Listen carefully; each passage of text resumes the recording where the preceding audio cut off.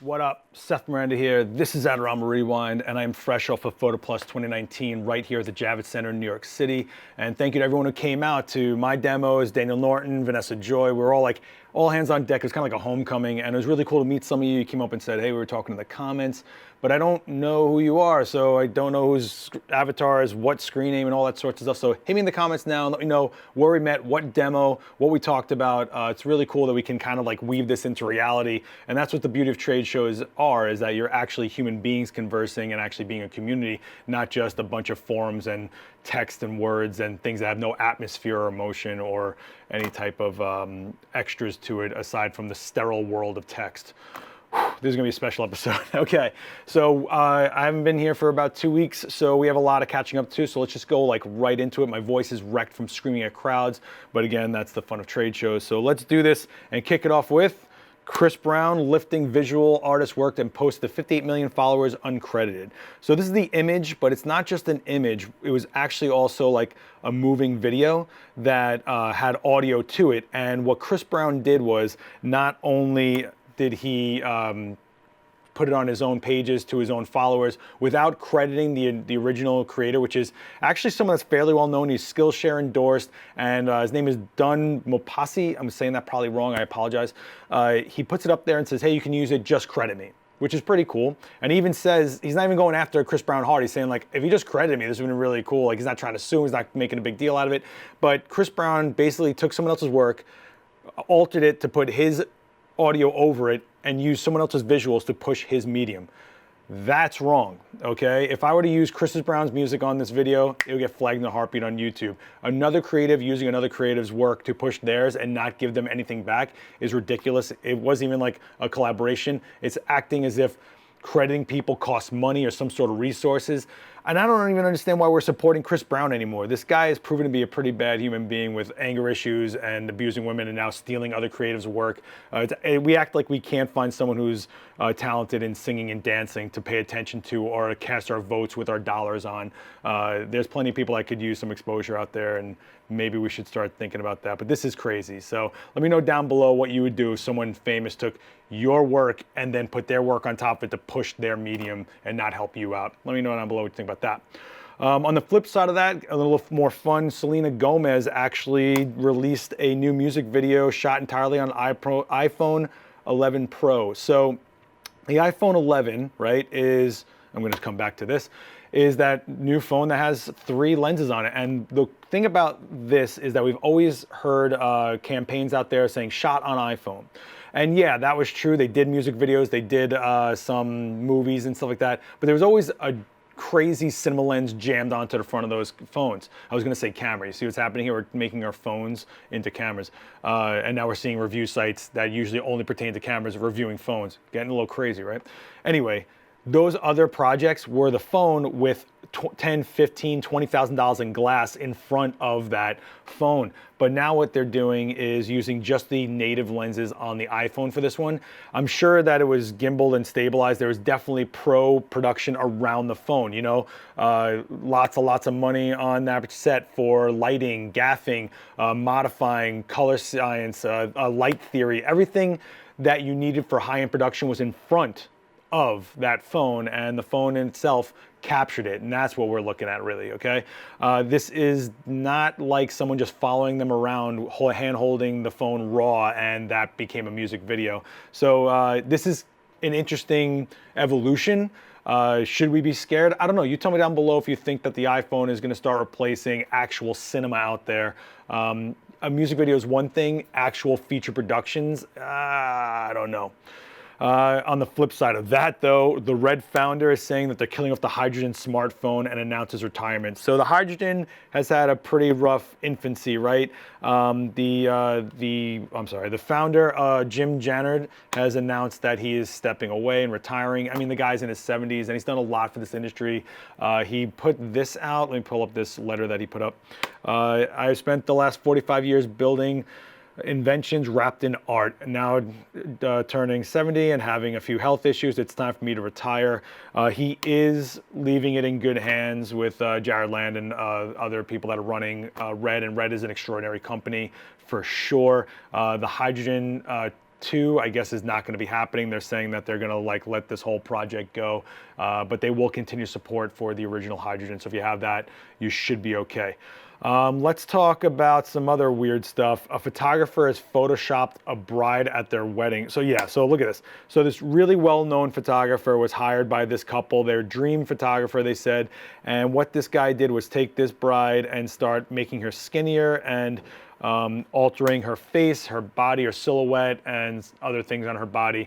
And when they got the images, they were like, what? And the originals have been deleted. So this is an interesting one because usually brides want to look as best as they can in their photos or whatever, but does Photoshop mean best that they can look? No, it means altered, right? And you've heard me on shows previous to this one where I'm like, yo, we need to use the camera as a documentative tool and show what really happened. They want to look back on their wedding day as what really was the wedding day and not a dream world that wasn't exactly happening. So I got to side with them on this one. It's a really crazy article. Check out the link below, I'll put it in there. This is in New Zealand, by the way. If you're a wedding photographer, let me know if you've ever thought about photoshopping the couples or if you've been asked to. I'm wondering if any brides have just said like, yo, make me look completely twig-like or rip apart my skin or whatever they do in Photoshop. Let me know if that's something that has ever happened to you.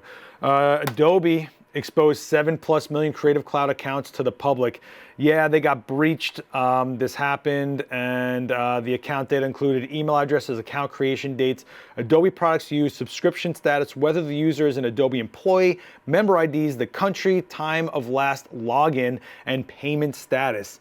They say that the payment details and account passwords were not exposed. So the vulnerability is really about Adobe's data collection and not so much the user's data as far as making the bank accounts at risk of being hacked and drained and stuff like that. But that's still a pretty big deal. 7+ million Creative Cloud accounts were exposed. If you're wondering if it was one of your accounts, check out the link below and do some due diligence on your account there. So let's talk about technology changing in airports. There is a new scanner. We used to be able to just put our film into these lead bags and put it through the scanner and it would be fine, or they would hand check our film. Well, they're saying that the new 3D airport scanners will be 1,000 times more powerful than normal scanners, and there's been a warning going out that the 3D X-ray will just destroy all analog film. So if you're someone that does travel to shoot analog, and you want to come back with that film that you probably bought somewhere, or if you're traveling there with it, it's going to get destroyed in these scanners, and you should probably check with TSA about hand checking your film. Good luck with that if anyone's seen those lines, especially here at JFK Airport. Kind of heartbreaking. I also, let's talk about more technology advances. So Ricoh has had the Theta system, which is a 360-degree camera, right? It has 2 lenses that are 180 degrees, and it stitches them together to make a 360-degree image. Well, excuse me, they rebuilt it a little bit for NASA. So check this out. This is the rebuilt Theta. You can see that it has like an overbuilt casing to it, which I'm guessing you'd need to go into, I don't know, space. But if you go to this link and you see how they built it, not only get to see how they built it, but you can actually see the images, and then you can go into this YouTube video that they posted, hit play, and then on the top right corner, top left corner, you can actually look around in a 360 space as if you're just sitting there in space, because it's a 360-degree view and you can control it. So if you want to have a few minutes on your lunch break to kind of chill out and zone out, I highly recommend that link and that video. You know I love the astro space stuff. I think this is really cool. And I own a Theta, and I used to carry it with me every day, and it was so much fun. And this is just putting a bunch of awesome stuff together. So go enjoy an awesome experience right there. Let's go completely to the opposite end. Lomo Mod No1 is a cardboard camera that just got put out and has a liquid-filled lens. What? Yeah, so this is it. It's a few components. It's the cardboard itself. It is a aperture mechanism, a shutter mechanism, and a Sutton liquid-filled lens module. So what this is 120, I should say 120 film, sorry, I'm exhausted. 120 film inside of a cardboard box that has a lens that's filled with liquid, so that when light goes through it, it refracts and bends and warps in all sorts of weird ways because while light transcends through liquid, it doesn't transcend straight or with high fidelity. So the lens is an f11 at the widest aperture. It's about an 80mm focal length. You can adjust it from 100th of a second to bulb, and that's about all the settings you're gonna get. But this is really about fun, right? I mean, it's pretty cool. I always keep saying that a camera is nothing but a box that lets a certain amount of light in for a certain amount of time. And if you came to any of my demos of Photo Plus, you heard me say that 1,000 times. And this kind of proves it, right? It's just I think it's what is it, a $60 box, a cardboard box. Let me see here. It is, yep, 60. You can pre-order it now for 60 bucks, and you can throw all their weird film in it, like the Lomo purple film and stuff. But this is what you kind of get, is like this weird, murky, dreamy, oddball looking images. And what's more fun than that, right? So forget your presets and just go into analog. And now there are gnats around me. Nothing better than that while I'm recording. Keeping with the analog theme, Ilford unveiled 35mm versions of Ortho and 120 versions of it as well. So what's Ortho Plus? Okay, I'm gonna break this down for you, or you can go to the Photographer. He did a nice retrospective on what Ortho Litho was. Well, I'm calling it Ortho Litho because that's what I knew it as. It was sheets. And what these are is they give you a positive. What? Yeah, so if you took a negative in an enlarger and projected it down onto Ortho Litho sheets, it would created a copy of that negative basically. And that meant that you could make an 8x10 negative from a 35mm piece of film. And I use this to make cyanotypes, Van Dyke Browns, not gum by chromates. I know I did that with digital negatives, but anything that was contact printing, you could do off of something that you shot 35mm, make a larger print out of it. Palladium, it did palladium prints with it, platinum printing. So now that it's 35mm, you can actually have ortholitho, I keep calling it litho, I'm sorry, Ilford, Ortho Plus in a 35mm roll of film or 120. If you're someone that's an analog fiend or just want to have a lot of fun, grab this stuff. I think this is some of the coolest stuff that's ever been in analog. It was used a lot for forensics, you know, copying X-rays and things like that. There's a weird scale to it because it doesn't really react well to greens or reds. So you have like this interesting tonal range to it, and it kind of gets different details than you would in other films. It is black and white. It is, I mean, X-rays and all that stuff. So check that out. And they also put out a new version of their RC paper, which has more tonal range and a little warmer, and they're saying it has better blacks. So if you're someone that uses RC paper in the darkroom, not fiber, you have a new choice of paper out there if you'd like to try it out, or I should say option for paper. Sorry. So let's go from the analog into super digital. This is the tiniest sensor ever. Yeah, that is an actual thing that's happening. Let's take a look at the specs on this thing. It is a 200 by 200 resolution. It's an RGB Bayer, obviously it's not gonna be an organic sensor, but it is 1/36 of an inch, and it has a frame rate of 30 frames per second. What are they gonna do with this? I don't know. It just shows that they can actually manufacture and get technology down to that small. Now it's about optimizing things at that level, which means we could see smaller and smaller devices out there, right?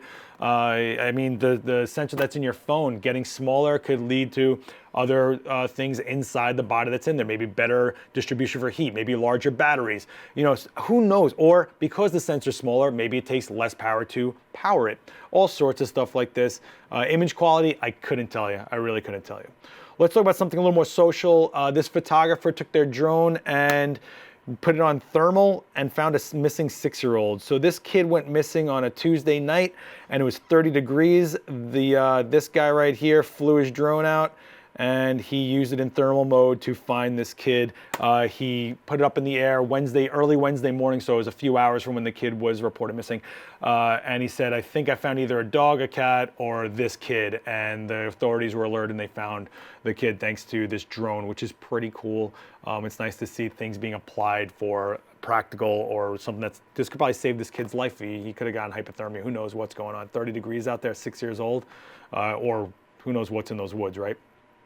Let's talk about some gear news. Fujifilm unveiled the X-Pro 3, which is pretty bananas. The X-Pro 1 and 2 were absolutely awesome, and we were always wondering what they were going to do with the Pro 3, and here it is. Our own Dan, I mean, this thing, first of all, can we just talk about how beautiful this thing looks?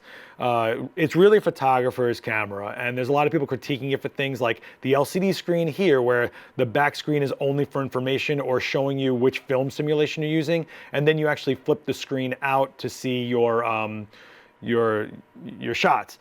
And our own Dan Norton actually went out and used it on like a small micro road trip kind of thing. If anything will load, but why would it? Because I'm recording, and you can actually see that he did a bunch of stuff. So he went out with one of our favorite models, Erica, just used ambient light, natural light, available light, using angles and just the camera in its film simulations, and just really enjoying what he was doing with that camera. So if you want to hear a testimony from Dan or how he went about using it, hit the link below and you can see that video that we just put out on the channel. And anyone that's critiquing that camera, just remember, not every camera is built for everyone. Oh wait, no camera is built for everyone, and no gear is built for everyone. So before you critique anything, I urge you to get the gear in your hands, because I had this in my hands for a little bit, and it really made me want to shoot. It was a real refreshing experience, and I think that people are quick to critique based on specs and pictures of things, but until they have it in their hands and actually try to work with it, they can't really talk. Okay, so that's my take on that. Having said that, Canon dropped a huge announcement that they are developing the 1DX Mark III, their flagship, which will be a mirrored DSLR. But this thing is a beast. Some of the specs were announced, including 4K res at 60 frames per second, 10-bit video, which other mirrorless systems are not doing. It is doing 20 frames per second, mechanical and electronic. Now that's the big deal to me, because there's other camera systems out there that are doing like 20 plus frames per second electronically, but mechanically only 10 frames per second. I'm not a spray and pray kind of guy personally, but electronic shutters do have a fallibility point, meaning they're a rolling shutter. If this is my sensor and I'm activating and deactivating pixels as I'm capturing something, any type of motion will have some wonkiness to it. Yeah, there's cameras like the A9 that have almost eliminated it, but there's still that ability to have a wonky looking image or a fail point in electronic shutter. That's why we're trying to get our cameras to a point of global shutter where the image sensor is on and off at that time instead of a rolling shutter in these fractions of a second. Having 20 frames per second mechanically is kind of making up for a fail point of an electronic shutter. However, because you're using mechanical shutter, obviously you're using an optical viewfinder, and if you're someone that really likes an EVF with real-time exposure settings, like that, obviously this isn't going to do that. But the electronic rolling shutter is in this camera, and you can use that during live view. So there are, give and takes with this camera. And this is super interesting because Nikon also announced the D6 development, right? So we have the 1DX Mark III and the Nikon D6. These are the two flagships that'll be coming out most likely next year. And they're sticking with a mirrored system for their toppest end ever, right? Sony has the A9 Mark II that just came out. But this is pretty interesting. It shows that they still believe that there's a market for the mirror. It shows that they still think that there's a market for the optical viewfinder. And there's qualities to optical viewfinders that people like, and there's qualities to EVF that people like, and either one has things the other one can't give you, really. So it's kind of interesting to see where we're at. These might be the last of the DSLRs with mirrors, right? Keep in mind that people are like, oh, they're so far behind. Like, no, people shoot differently and people want different things, and a lot of press photographers, a lot of people that are shooting sports still want an optical viewfinder, zero lag, and having a mechanical shutter that doesn't have to deal with motion issues. It's still a thing out there, believe it or not. Not to mention, these cameras had to have been years in the making of research, and they're not going to trash R&D that they spent money and energy and resources on to all of a sudden start again on a mirrorless system all on its own. I guarantee you that this is the fruition of a lot of time and energy put into these things. And of course, they're going to look at the mirrorless market next, but they have to put these cameras out after spending all that, everything. I'm just repeating myself. Let's move on. Canon unveils the RF 7200 2.8. Yep, so the 7200 is like a legacy lens. Everybody knows this lens. This does usually have internal zooming so that the lens body doesn't extend itself, but they decided to keep the body compact and have it expand as you need it. And people are like commenting about, oh, there's going to be dust issues and stuff. Lenses have extended out of the body since the beginning of time, and you know, you're killing me. You're killing me with that critique. Also, it's the RF mount. Everything is gearing itself to be smaller these days. I don't know if you guys are realizing that, but a 7200 lens that's this big is kind of a big deal to a lot of people that never wanted to carry around a lens that was like this big. And the one thing gear can't do for you is work if it's not in your bag. And a lot of people want smaller stuff to be able to pack gear and travel with it, or just get through a day. I mean, I just spent the weekend with a heavy backpack full of gear, and it'll take its toll on you. So this is a pretty interesting lens. It is probably the legacy going forward is the RF mount, right? They also have the 85 1.2 DSIS, which has the that special ring to get you a little different bokeh going on there. So if you're someone that's getting into the Canon mirrorless, they're really fleshing out that lens line, and we're waiting to see what comes out next camera body wise to put those lenses onto, right? Having talked about lenses getting smaller, Tamron is announced the development of the 70 to 180 millimeter f2.8. And people are going like, wait, what? 180? And it's for the Sony E-mount, by the way. Yeah, 180. So what they're basically saying is that they can make a lens that's usually pretty big, pretty much smaller at 2.8, which is pretty fast, and you're missing the 20 millimeter extra reach. So if you don't need that reach, this lens might be for you.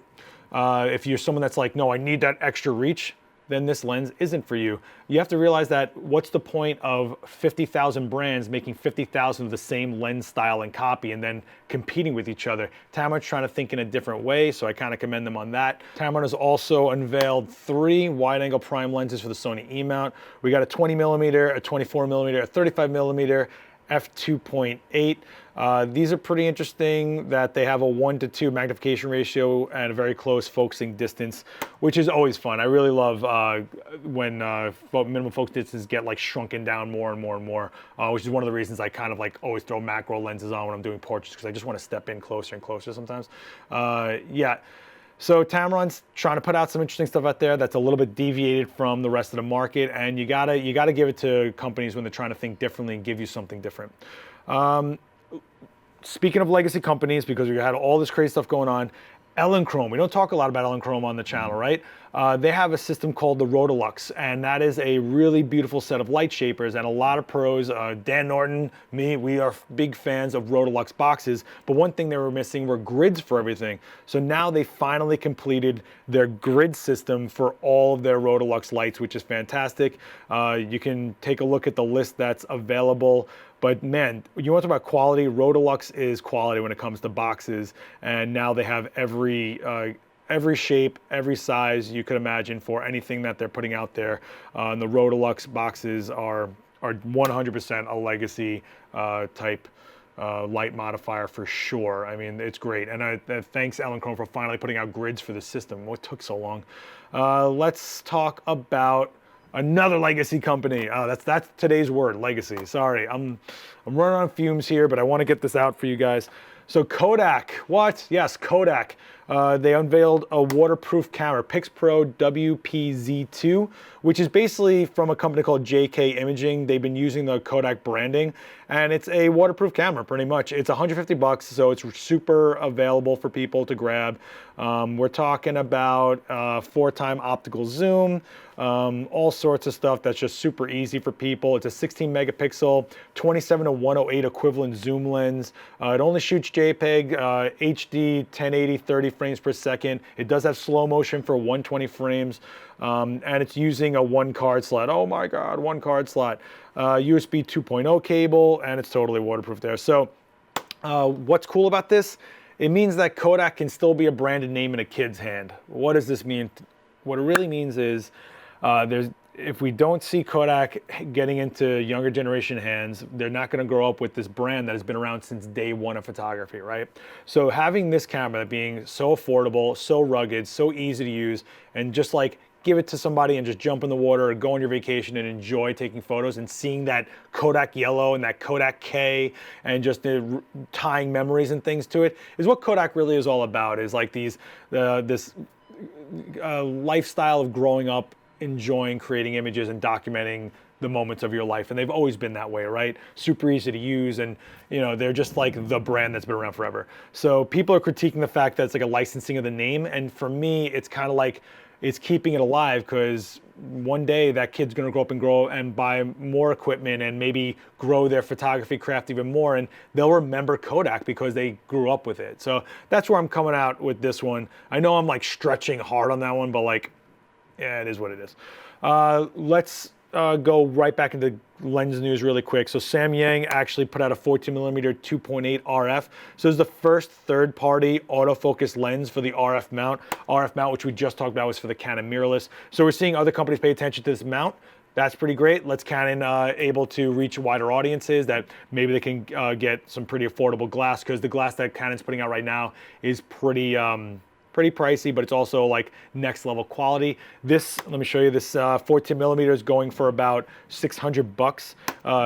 They're estimating, because there's an E-mount version of it that's about that much. So that's pretty cool. So big news for Panasonic. The Lumix S1H has become the first mirrorless camera approved by Netflix. This is a pretty big deal. So this full frame S1H, which is a beast of a camera, it is okay with Netflix for their platforms as long as you're using at least 4K vlog color space 422 10-bit output. Netflix has some strict guidelines, and they require a pixel for pixel sensor readout with no line skipping, and the S1H can totally handle that, as well as it's approved for anamorphic production, which is a big deal. That's super trendy right now, right? But the real thing is that this is a $4,000 camera body, and that sounds like a lot in the mirrorless full frame world, but it's actually not a lot in the cinema high-end production world. So this is actually a pretty low entry point for filmmakers to create something that's able to be put onto Netflix's platform, which is a huge monster in our world right now, right? A lot of exposure for the filmmakers, the productions, everyone involved, indie people in general. So you can film on a $4,000 mirrorless body, and it's at least at the quality, technical wise, for them to use it on their platform. That's a big, big deal. Congratulations, Lumix. That's a huge thing. We had a really good time using the S1H with Nick Dabas. Check out the link below. You can see him using it, us on set, creating a short film about a minute long, which was really funny and a pretty great experience. And I was super impressed with the S1H. So congratulations once again to Panasonic. And I'm gonna wrap out gear itself with the Wandered series. So you guys have seen me use the Wandered backpacks. I'm super psyched on them. I went to Tokyo with them. I did a What's in Your Bag with them. They're all over my channel. People saw me with them all weekend at Photo Plus. Well, they just came out with new camera cubes. So the Pro Cube actually fills up the entire roll top. This is the classic cube, but they rethought the cubes themselves, including an inflatable version, which means you can take this thing and stuff it in your bag, and then when you need something to be an extra bag, or someone hands you something that you need to keep protected, you blow this thing up and it becomes a camera cube that you can put into any bag, which is pretty awesome. Oh, wow. That was a lot. And I am like, thanks for sticking with me on this one. I know I made a few verbal mistakes here, but I just really want to make sure that we got this one out for you guys. I wanted to clue you guys into something else on the YouTube channel. You're on the YouTube channel right now. We have Vanessa Joy doing this. The Breathe Your Passion is back, and she's talking about marketing and how to get your skills off the ground to actually make a living at it. And she had the one and only, none other than Gavin Hoey, chime in to give his 2 cents and experience on what to do with a photography business. So if you're someone that's trying to get started, you're like, look, I know how to shoot, I get light, I get the gear, but how do I make clients happy? How do I get that money in the door to make this a sustainable living? How do I market myself? How do I get longevity out of this game and my money back on my investment of the gear? She's doing it for you right there. So I'll put a link down below for these videos. She's having guest stars in every one of this series itself. So you'll be surprised who pops up in it. If you don't know about this series, get on it. It comes out every Friday, 10 a.m. Eastern time, right here on Adorama TV.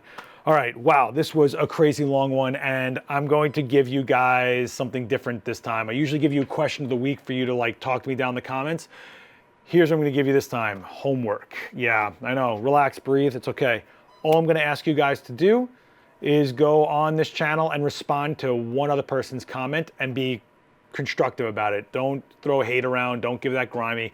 Either react to something that they've been saying, try to help somebody if they're having a problem, they have a question in there, see what other people are saying and see if you agree with it, or ask them if they had an experience with something else, all right?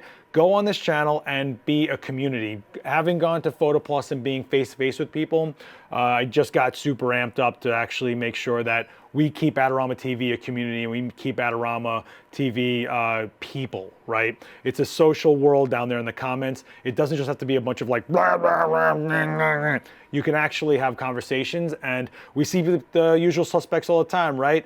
Mike James, Mike Kinnear, Patty Mates, all you guys, Deacon Blues, I see all you guys down there all the time, and it's great. Now go see who else is out there on our channel. Go write a response to other people on any other video on our channel, and hey, you'd be surprised what videos you find out there. This channel's been around quite a while. I mean, Dan Norton is on like episode 3 zillion of On Set alone. All right, guys, I'm gonna leave you there. Thank you so much. I'm exhausted. I'm gonna go pass out in the back here. I will see you guys soon.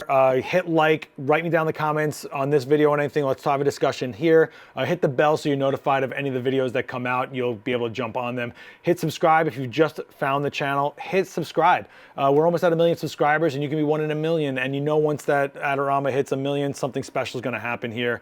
Don't forget about Twitch, Adorama XP on Twitch. We just gave away a Nintendo Switch Lite to a lucky follower, and there's more to come. So if you're on Twitch, twitch.tv/AdoramXP. Okay, I feel like I'm constantly promoting stuff. I am out of here, guys. Thank you so much. Later.